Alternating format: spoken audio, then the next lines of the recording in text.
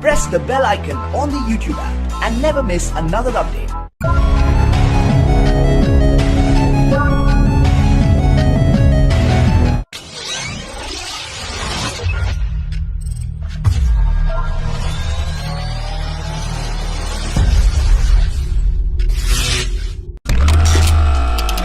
Addressing a press conference, Chief of Air Staff said, having a new fleet of single-engine jets was a priority for the Indian Air Force, and the request for information is likely to be issued very soon.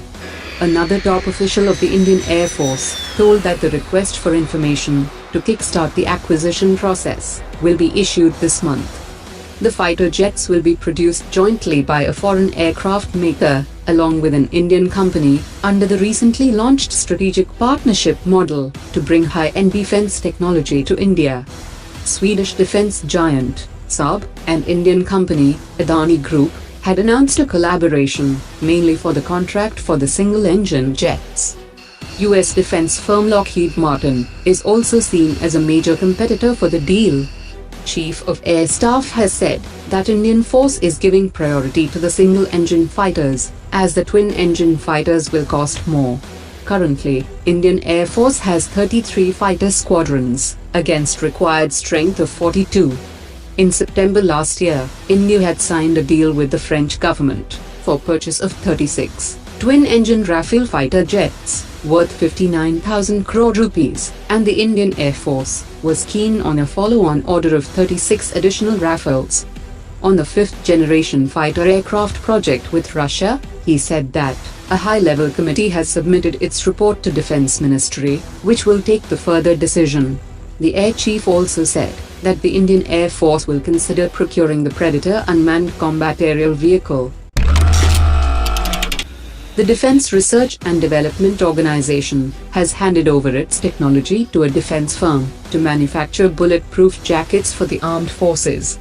The government has decided to procure 1.86 lakh bulletproof jackets for the armed forces, and majority of them will be manufactured by a private firm, MKU Limited, which was given the DRDO-developed technology.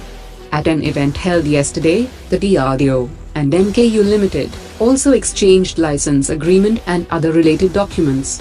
MKU Limited will produce bulletproof jackets, which will be lighter in weight than those being used by the armed forces currently. In his address, the DRDO chairman, S. Christopher, asked the private firm to maintain a strict vigil on the quality of the bulletproof jackets, which will be used by the Indian Army and the paramilitary forces.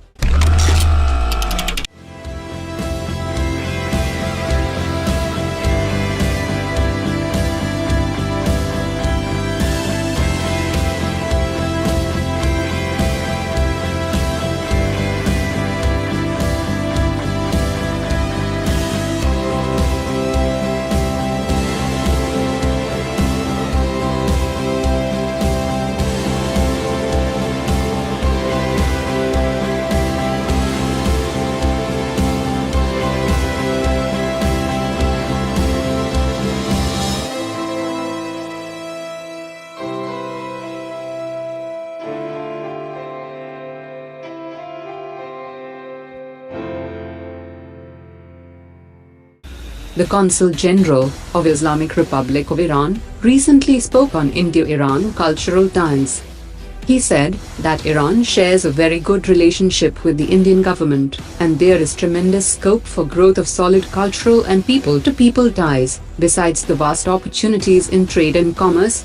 India has been importing oil from Iran since long, and all the bank payment-related issues have been settled through sustained dialogue and mutual agreement between the two countries.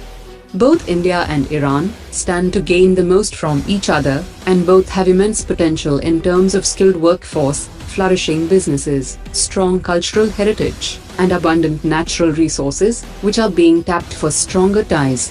Both Iran and India have called for an early operationalization and commissioning of the strategic port of Chabahar, which in turn will solve 80% of the energy requirements. Both the sides have pledged their commitments and are positively assessing the progress being made.